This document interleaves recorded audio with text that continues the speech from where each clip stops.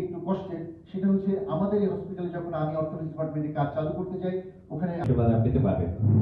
অতএব আমরা প্রত্যেক ডিপার্টমেন্ট থেকে সেই কাঙ্ক্ষিত লক্ষ্যে পৌঁছানোর জন্য যা যা করুন কমিটমেন্ট করেছি, তার মধ্যে গোপালগঞ্জ মেডিকেল কলেজ হাসপাতাল নিয়ে তাদের সামনে কথা বলেছি। আমি গোপালগঞ্জ মেডিকেল কলেজ হাসপাতালে অন্তত গাইনিয়ান অপস ডিপার্টমেন্টে 24 ঘন্টা অপারেশন করার ব্যবস্থা এবং সার্জারি ডিপার্টমেন্টেও 24 ঘন্টা অপারেশন করার ব্যবস্থার কথা আমি জনগণকে বলেছি। আর এই জন্য আপনাদের কাছে আমি শুনতে এসেছি স্টেশনে থাকে আন্দোলন মনে করেন যে আপনারা সেটা ভাববেন চলে যাবো তখন ঝামেলা আপনারা তো সবাই থাকেন স্টেশনে আর এই জন্য মনে করেন যে আপনারা 2 দিন করেন।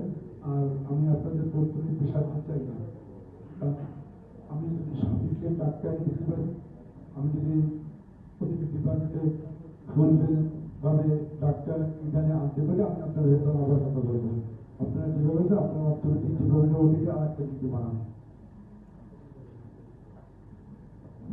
এখানে এবং আমাদের সাধারণ মানুষ যারা আছেন তারাও কতটুকু জানেন আমি জানি না, আপনারা সবাই জানেন, নিশ্চয় আপনি জানেন গোপালগঞ্জ মেডিকেল কলেজে বিশাল স্ট্রাকচার সুন্দর একটা দীর্ঘ 1 বছর পূর্ব পর্যন্ত এই হসপিটালে অর্থোপেডিক্স ডিপার্টমেন্ট চালু হয় নাই এবং অর্থ ছিল না। সঙ্গে আমি ডাক্তার দেবো,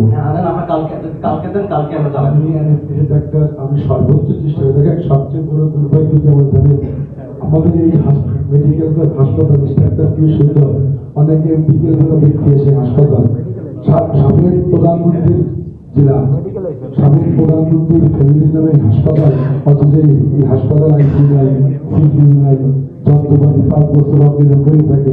এটা আসলে আমাদের অনেক ব্যথা দেয়, অনেক কষ্ট দেয়। কিন্তু সাধারণ মানুষ যদি করে দিলে আজ আপনাদের ডাক্তার নাই, এটা আমাদের আগের সরকার চাইলে একদিনের মধ্যে সব করা সম্ভব ছিল, কিন্তু আমরা করতে পারিনি। এটা আমাদের গোপালগঞ্জবাসীর জন্য দুর্ভাগ্য। এখন আমি আপনাদের জন্য সর্বোচ্চ চেষ্টা করবো, এর জন্য হয়তো আমার যুদ্ধ করতে হবে, স্বাস্থ্য মন্ত্রণালয়ে যুদ্ধ করবো, না আসলে জাতীয় সংসদে আমার দৈনিক মুক্তি সমাচার, সত্যের সন্ধানে।